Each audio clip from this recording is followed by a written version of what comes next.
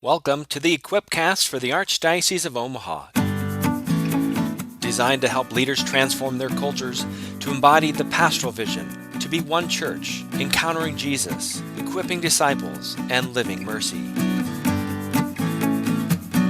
Hey, I'm Father Jeff Lorig, and I'm joined by Jim Jansen today. He's our Director of Evangelization and Catechesis here in the Archdiocese of Omaha.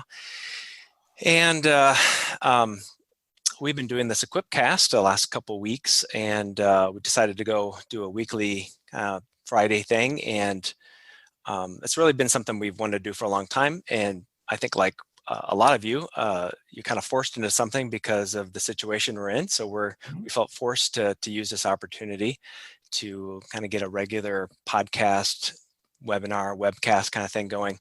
And so that's what we're doing. And so Jim is a good talker. If you don't know Jim Jansen, you should know that one of the best things he's good at is talking. He's just a great talker. So I love talking to him, and that's not all that we do. We don't like.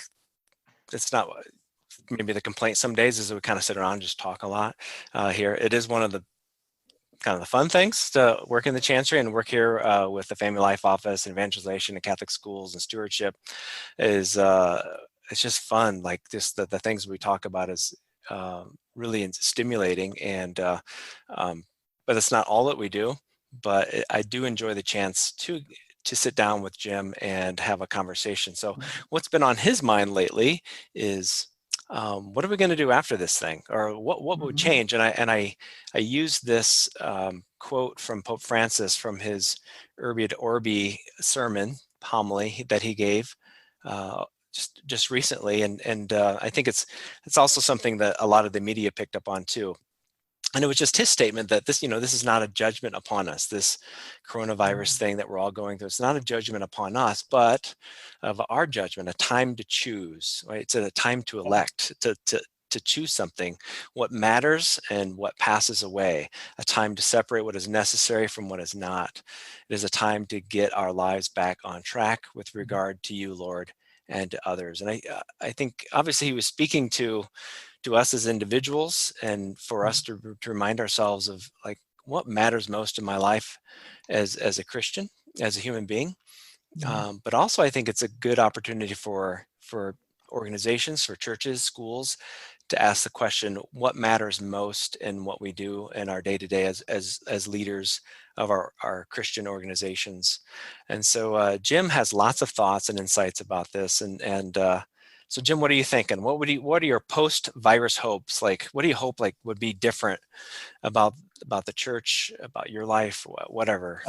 Well, I mean, first off, I just want to give a shout out to all the introverts out there. You said, Father, you said that, that I'm a talker, and yeah, I own that. I'm definitely an extrovert. I'm married to an introvert.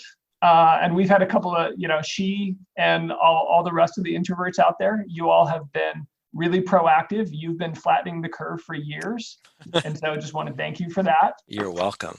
My wife is like she's like really excited for the social distancing to end, because when the social distancing ends, she can finally, be alone at home again. So she's like, she's suffering under that. So she's really looking forward to things returning to normal.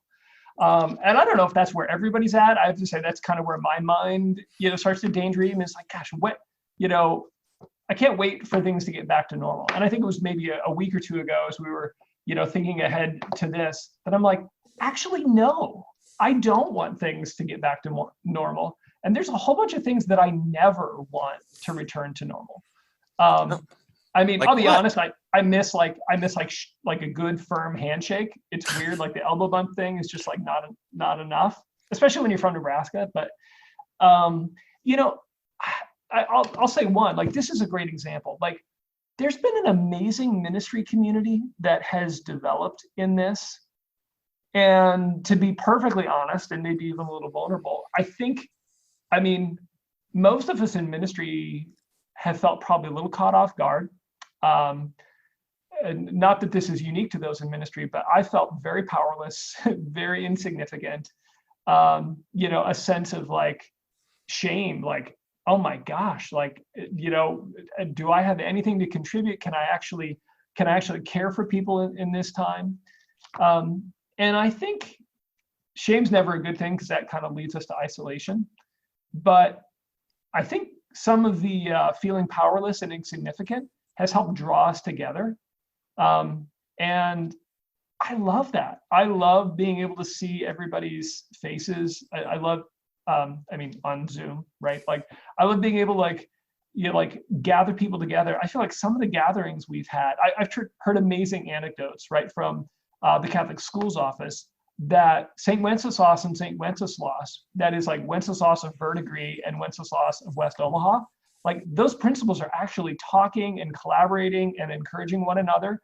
And that's just not something that would have happened prior to this situation. I feel like the youth ministry community, Omaha is blessed with a group of extreme veterans in our youth ministry community, and some young youth ministers. And there's been, kind of a division and a tension there.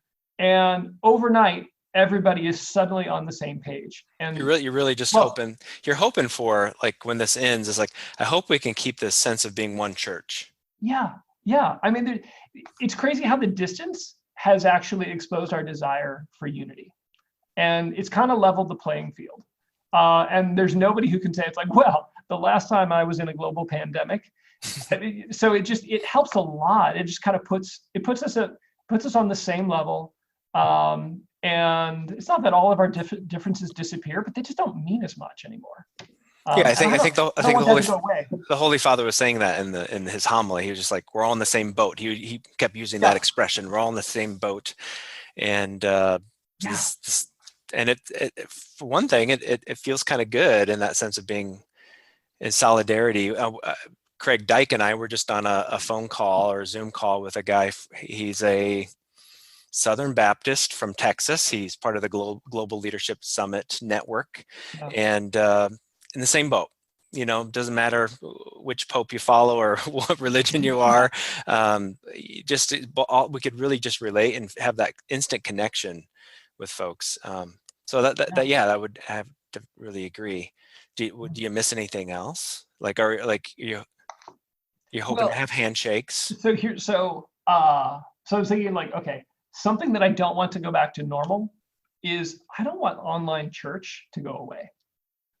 I don't think it will go away. I actually think it's been a reality, and this is kind of a demographic thing. I mean, for young people, but like nobody goes to a restaurant anymore without first finding them on Google or looking at their website and checking out the menu. And I think in church world, we've always kind of thought that our landscaping and our building is like what's going to draw people in. And that still may be true to some degree, but more and more, like, our website is our front door. And the messages that we put out about ourselves digitally, that's where people are going to come to visit and check things out. And we were, again, like almost everybody else in the world, caught a little unawares when suddenly our website really became our front door and our only door. But that can't go away. And I'll be honest, I don't necessarily like rejoice in all of and I certainly don't have all the answers in what it means for us to do church online. But like, what it means to be a Catholic has always been bigger than just 1 hour on Sunday morning.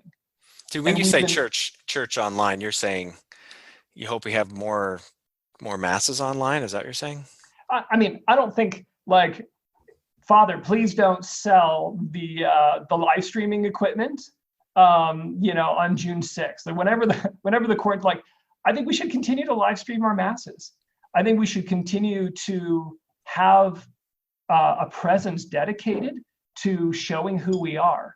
I think our ability to reach out online, there's obviously limitations. Everybody's like, oh man, like my eyes are like burning because I've been in Zoom meetings all day.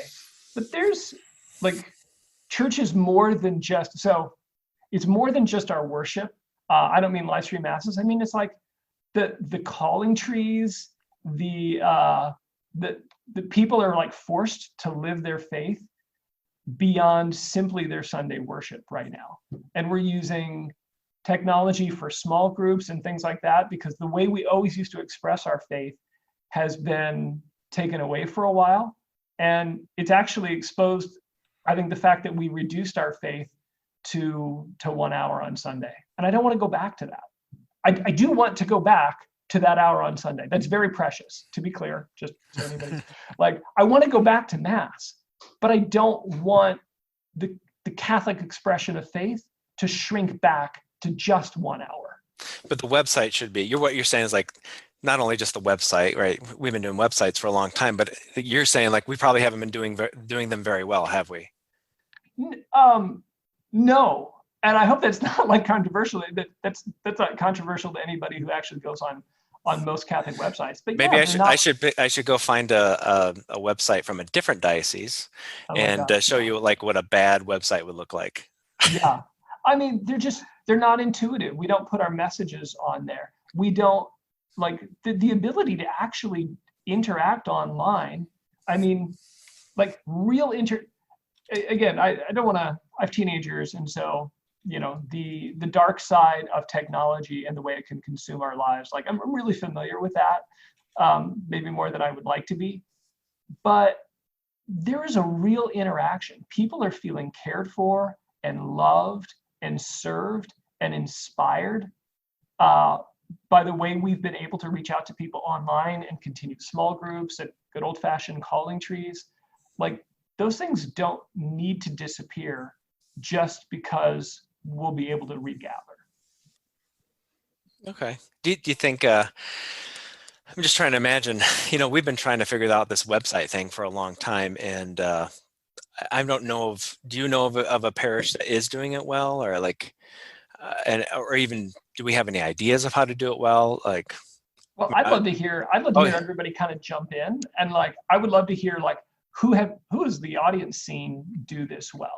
I mean, email us, you know, if you're online live now, put it in the chat box.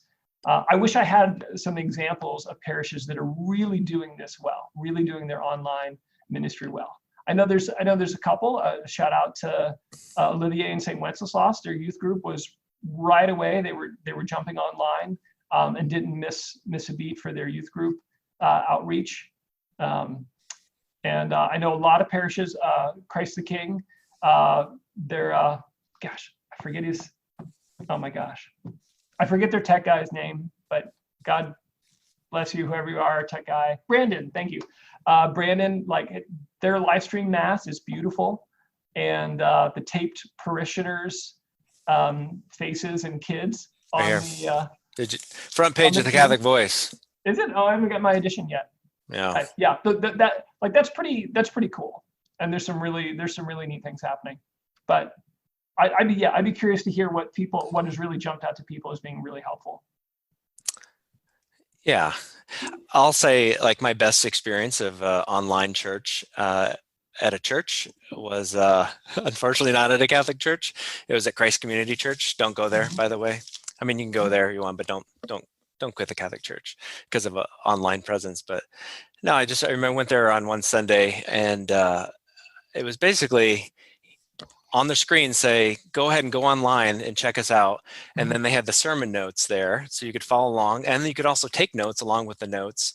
But then you could also, like, it was right there for next steps, because it's all about steps, right? Not programs, but steps, like how you can grow and grow in your discipleship. So they really had a clear path of discipleship. So it's like, and then all you had to do is click, what's the next step for me as sort of an anonymous person at Christ Community Church. And then I could go, and there's like an introductory course, but then like, do you want to join a life group? And all I had to do was click a button, and then it would say, what kind of group do you want? Do you want one with your age, or do you want a married one, or like, do you want one with like in your neighborhood, or do you want an online group to be a part of? Had all these options. It was like really encouraged that you could be on your phone during the service. And so I've actually said that in a homily once. Like, it's okay to turn your phone on at this point. Just don't check Facebook or anything like that. But if you want to go look up the readings, follow the Mass, so that kind of stuff, like, I know Craig Dyke, he's our family life guy. So we do this retreat thing called, well, it's not really a retreat, it's kind of a workshop, educational formation thing called the MAJ, or Marriage Journey for Life. And so he was forced to do that workshop and Mhm. instead of live, just over Zoom. And Yeah, he's just kind of been raving about how engaged the young people were, like, yeah, because you can throw polls in there, you can ask questions, you can, and the and I also wonder, because I actually, my office is right next to his, and so I listen to a lot of meetings that he has, and I wonder also, like, the engagement they're getting is because the couples are there at home, and then when you right, ask them to talk about it, they're in an intimate setting, and they don't have to worry about other table people, and they can just kind of be there, and then they can chime in if they want. It's for better for worse, the internet's really created an opportunity to be anonymous if you want to, right. uh, and just shop around if you need to. Um, Yeah. the But, front porch thing. but yeah, but it's part of I mean, it's part of what it means to evangelize modern man. Modern man has a propensity to want to hide in their technology. And if we can make ourselves accessible there, the thirst is still real, right? They still desire it, but we can remove some of those barriers. I mean, think about, like, most generations. Look around your church. You know, like, what's the percentage of people in your neighborhood that are under 20? And then what's the percentage of people in your church that are under 20? Hmm. And usually that's not a good comparison ratio. But people under 20, their entire life is online. And even if we try to be hospitable and do everything we can to make it welcome, when we haven't made an online presence, when they enter into the world of church, the subtle message, because it's so different from the rest of their life, is that they don't belong there. And I don't think that's really where our heart is, but we end up sending that message when we've paid no attention to any of the electronic forms of media. And go ahead, Father. Yeah, I was just going to say, since this is going to be turned into a podcast audio only eventually, I want to make sure that I give some shout outs here to some really good chat information that's happening. So Yeah. Diane Kiter says, I do like the interactive feature of Flocknote. If you don't know what Flocknote is, or if you want to learn more about it, David Hazen here in the Archdiocese, just 558-3100. Call David. He's our communications manager. He will get you set up for that in your parish. It's a really powerful platform. Christine French said, we had one kid talking theology Thursday at Scott Catholic yesterday that never talked in a session for 3.75 years at school. He's never talked in a theology class until recently. Um, so I think you're right. And maybe just add, I would want one thing to take the pressure off, because there's a myth. I'll give a shout out for those of you who are not familiar with Kerry Newhoff. He's an evangelical Protestant in Canada, great blog and podcast.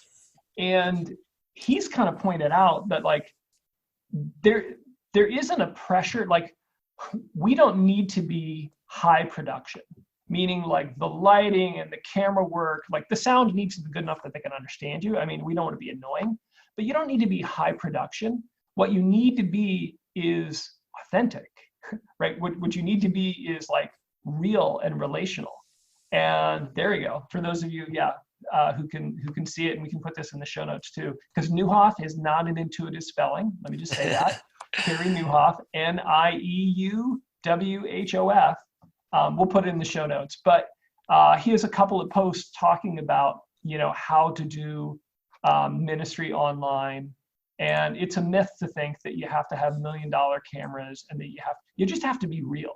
And there's a great article where he just points out, like, Jimmy Fallon's Tonight Show being done from his home is awesome. It's so engaging. It's so fun. And part of it is because it's real. And that takes the pressure off, because I would hope that if lights and camera work are not our home game, I would like to think that authentic and real is our home game.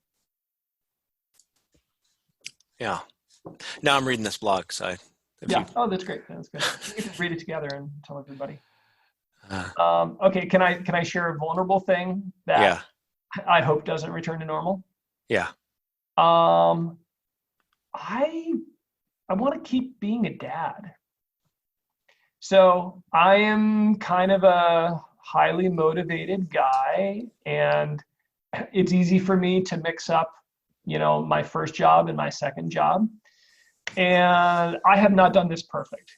In fact, if anything, part of the grace of this Lent has been recognizing that my complaining about the pace of life and sports are just keeping us too busy and all these other activities in school and this and that. And when they were instantly taken away and I had opportunity to engage my children, I didn't necessarily do that as deeply as I wanted to.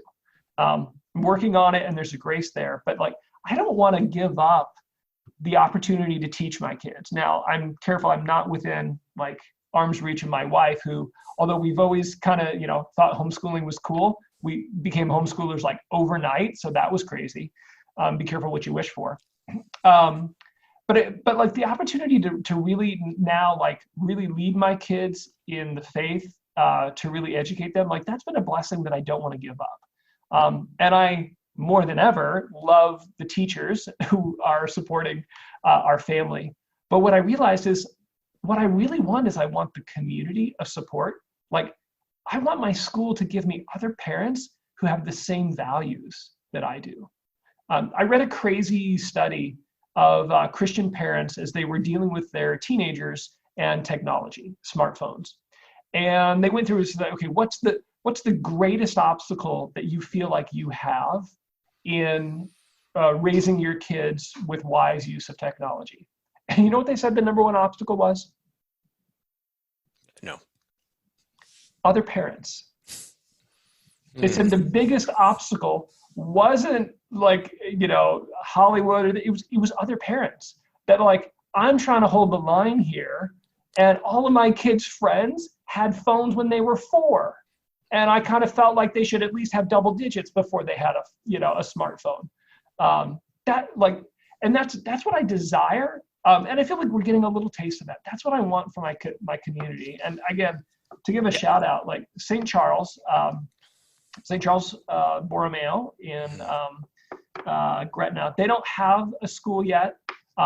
Because I'm thinking both here. When I think community, I think both of like our school communities, and I think about like our religious education communities. Their religious education community is very, very cool. They have parents grouped in teams, and as families, those parents are helping to pass the faith on to their kids as the catechists in their religious education program. Crazy novel idea, right? Parents are always supposed to be the first educators, but St. Charles is forming and equipping them to teach their kids. And they love it. Those families enjoy it. The kids actually enjoy it. And as we've been, as so much of what we normally do on Wednesday night and what we do Monday through Friday, 8 to 3, when that's been kind of taken away, parents have, I can't speak for every parent. I mean, I can in the struggle. I can't speak if it's been a joy, but I think for a lot of parents, it's been a joy to actually have to do that again. And what was supposed to be a delegation may have accidentally turned into an abdication on my part. And getting called back to pass along the faith to my kids and to be the primary educator there, that's been a gift, and I don't want to give that up. I remember it being in Creighton, Nebraska, at St. Ledger's, and Brunswick, Nebraska as well. The parents would often talk about that pressure to kind of, it wasn't, I mean, yes, their kids wanted things, but, parents know how to say no. But it was like, so every parent I would talk to, they would always complain about sports. And then I finally just said, why don't you guys get together? Like, it's just like, but they always felt alone in it. Like, well, Yeah. I gotta, and then, but that parent wants, and I thought if you do have community, then that would be a way for those parents to, I mean, there's strength in numbers sort of thing. Like, Oh, yeah.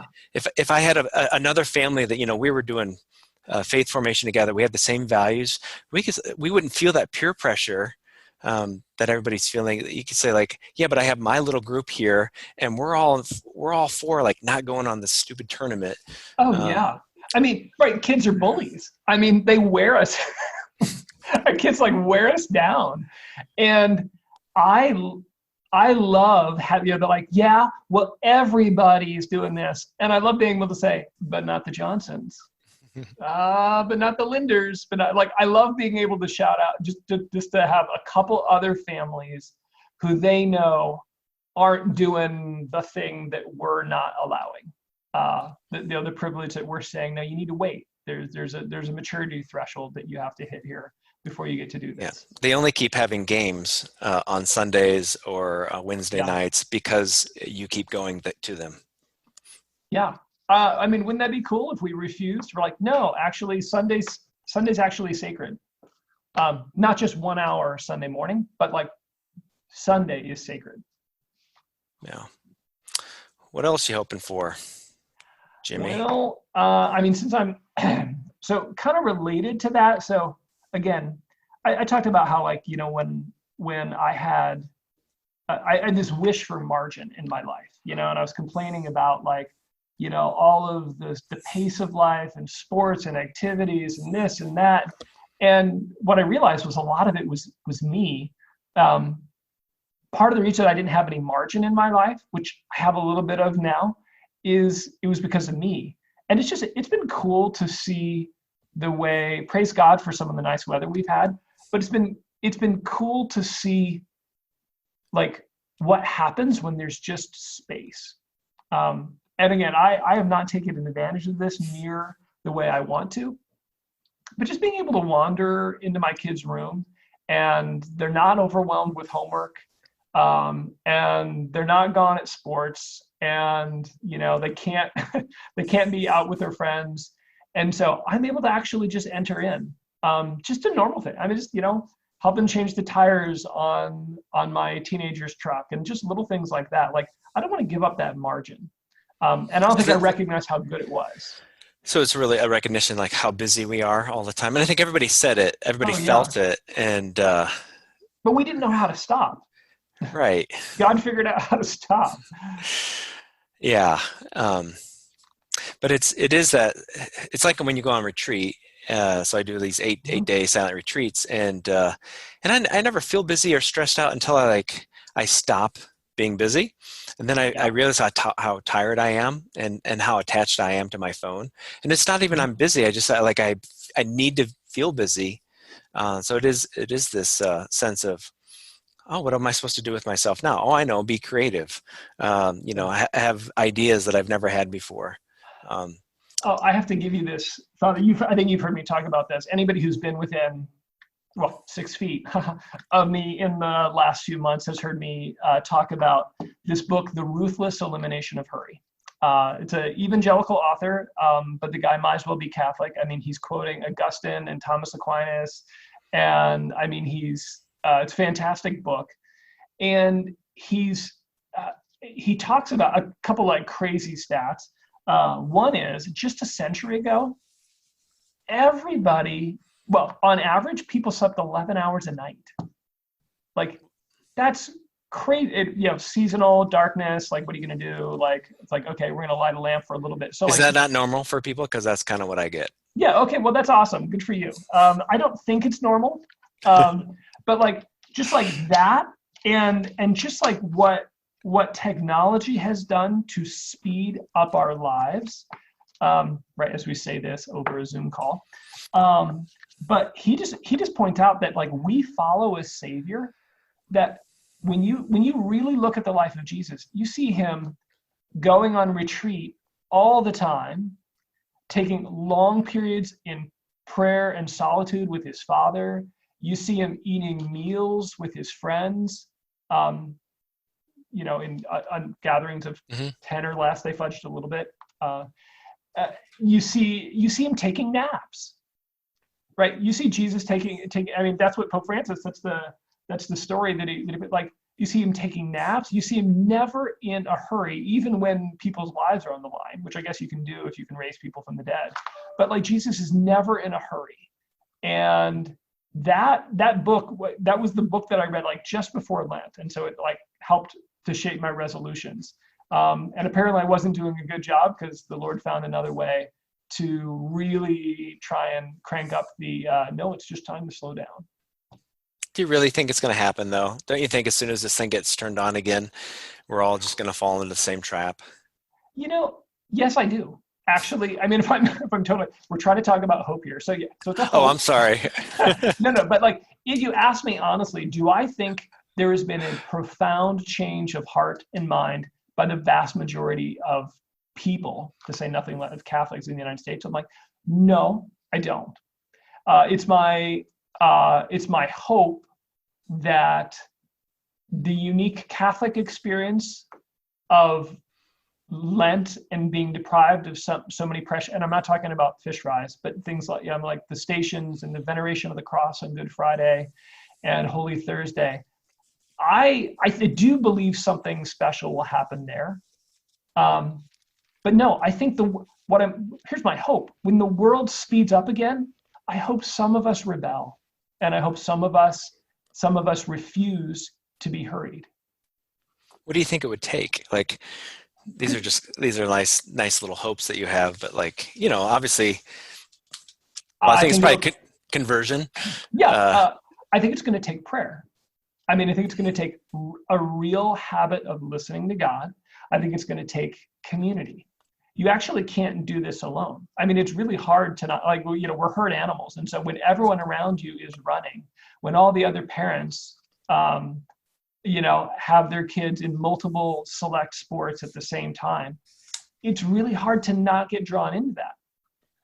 And you compromise. It's like, okay, we'll only do one, we'll only, join the team that has 50 games instead of 100, so it's going to take a community, and it's going to take a learning to hear God's voice. But I don't think it's by accident that this has happened during Lent. There's this great, we should shout it, and maybe we can post it on the website too.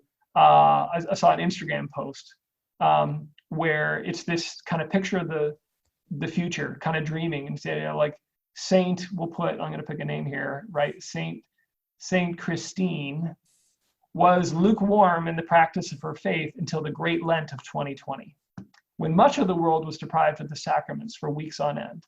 But the hunger she felt during that desert season drove her to a deep love of Jesus in the Eucharist. And when Mass was reopened to the public, she became a daily communicant and an unparalleled evangelist. Right? Like, that's what I hope. I hope that what the Lord is doing in this time changes us so that we never go back to normal. Because let's be honest, normal just wasn't that good. Well, I kind of like it depends on who you are. I just have this revelation, because sometimes I feel like a jerk. I'm not totally unsatisfied with my life pre-COVID-19. Yeah. And I mean, there are good things that I see about our church and our world. But when we pray the Our Father, right? Our Father, who art in heaven, hallowed be thy name, thy kingdom come, thy will be done. Like those three little petitions there, if you will. All of those are modified, Greek geek here, right? All of those are modified by the, like, on earth as it is in heaven.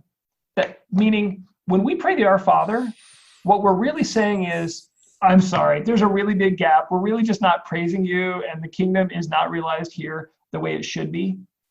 And we know the idea. We know what it's supposed to be like. Well, we don't actually know what it's supposed to be like in heaven, because we don't have a taste of that, but we know that we're not there yet. And so I just think it's healthy. It is not unpatriotic or unloyal for us as Catholics to admit that we have a long way to go, that we're not there yet, that there is something more to be desired in the building of the kingdom on earth. Yeah, well, I've kind of been hoping that I've been hoping for that long before a virus came around. Just, a sense that, no, hopefully this, I don't know if I'm not experiencing it. I don't know. Your life is different at home. The only change that I've experienced is that I don't say Mass for people, and that's weird. I don't like that because that sense of like offering myself. I can still offer myself in the Eucharist Hmm. as the priest. I offer my body in that, um, and so. But I'm not the way in which I would normally Hmm. share the gospel would be through a homily, through the reverent way in Yeah. which I would say the mass. I'm not a pastor, and I'm not in a parish that's like I'm in the cathedrals. It's a little bit different thing, but so for me, it's always been my hope and dream that the church would be the game changer of the world, that the church would Yeah. always be this, like, not just the church, but like my parish would be like, it would transform the way we would do sports on Wednesdays and Sundays. My hope would always be that the church would be where families would gather together, and that they would celebrate the kingdom together. They would say, like, man, it's got to be better than this crap we're putting up with, that their marriages would be better, that their Mhm. their kids be participating, or even that when the kids would or parents would have their kids go to the Catholic school, that they send them to the Catholic school because we think we we are totally in on the mission of the church, which is to make Jesus come to life, right, on every street corner. And so I'm going to put my kid in this school because I think this is the way to do it. I'm going to invest in my kids' ability to be a missionary to disciple. That's always Yeah. been my hope. I don't. So I'm not experiencing the same sort of like, oh, I wish it gets better at the end. Like I'm still. It's hope, but I'm also like I also do live in a lot of hopelessness, Jim. So your personality is so sanguine. You still, you come in here with your, yay, always so positive about stuff. And, Sorry about that. and so I need like, okay, so when this is all over, we can't just kind of hope, or Yeah. do you remember like in Grumpy Old Men? Remember that? Oh yeah. Yeah. So the old guy, he would Am I say, like so, Walter Matthau? No, wait, no. yeah, I don't know. Um, on something, it's a little crude, and I apologize, but this is kind of this. So if you want to know who I really am, I'm a little crude and Tell the irreverent. kids to turn out for just a Yeah, moment. Send the kids out of the room. earmuffs. Yeah, you can crap in one hand and wish in the other, and see which one weighs the most. Um, Yeah. yeah, so it's like wish all you want, but what are you going to do about it when this Yeah. is all over? What are you going to do about it? Like, I have this sense we're just going to go back to normal, and like, and unless leaders step up and say, Yeah. and not only step up, but like gather other leaders around them and start a revolution and a movement of Christianity. Christianity is a movement; it's a revolution to change the world. Yeah. Um, but we don't do it alone. So like that's where I like Yeah. so if you can keep that going on Zoom, if you can, afterwards you can pull people together and say, wouldn't it be better? Wouldn't it be great if we could do something different around here? Hmm. Like Well, have more margin in our lives, and not let sports dominate. But yeah. there's wishing in one hand and and then doing something about it. Well, I love Father. I think you're right. You're right on there, and I'm drawn back as you talk to like what Pope Francis and what Archbishop Lucas have been saying about this time, right? That like this is not this judgment from God; it's His invitation from God to judge ourselves and to choose. I had an opportunity to hear a little bit of the remarks the Archbishop had given to the priests of the Archdiocese and the priests of Lincoln. And what he challenged them to think about, he's like, what are you going to do when this is over? Like, what do you want to do? What are you going to choose to do? And we just have to be honest, like, not everything we're doing is fruitful. I mean, let's be really, really honest. When we strip out all of the non-essential activities, we're like, oh, Father's still saying Mass. Nobody's there, but Father's saying Mass. People are still praying. But like, wow, if we're really honest in a time like this, 90% of what we do is non-essential.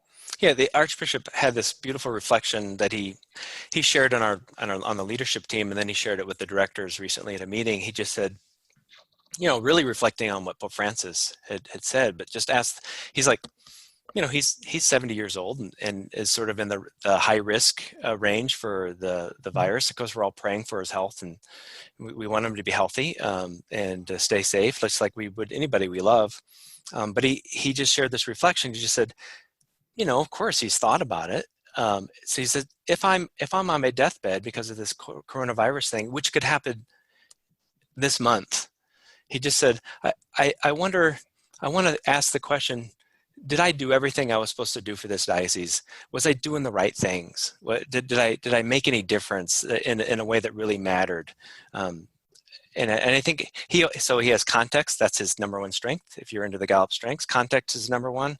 And so he tries to put things into context. And the best way to do that is to read the end of the book first, see how the story ends, and that'll dictate how you're going to read the story right now, or write the story. So write the ending first, and then you can decide where you want to go from here. And I think that's where his strength really teaches me about, like, well, put it in context. Where do you want to be? Like, and then decide how you're going to write the script from here on out.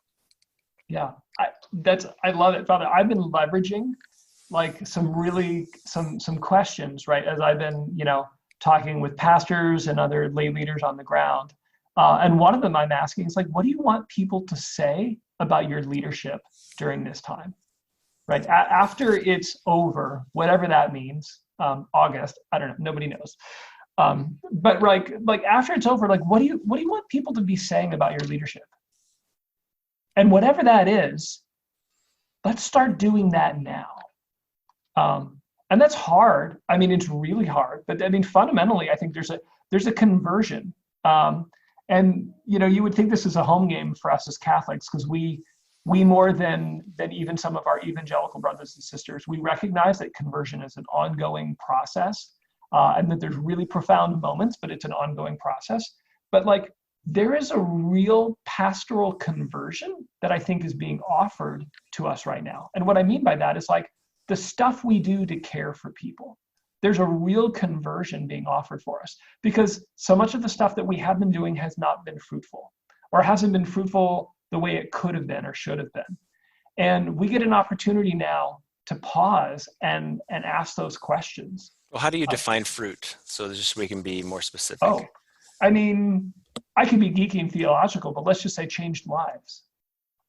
I mean, if somebody isn't like so effusively, I mean, they don't have to be an extrovert, but if they're not joyfully eager to talk about what God did in their life because of our community, like, that's what we're looking for, right? We're looking for changed lives.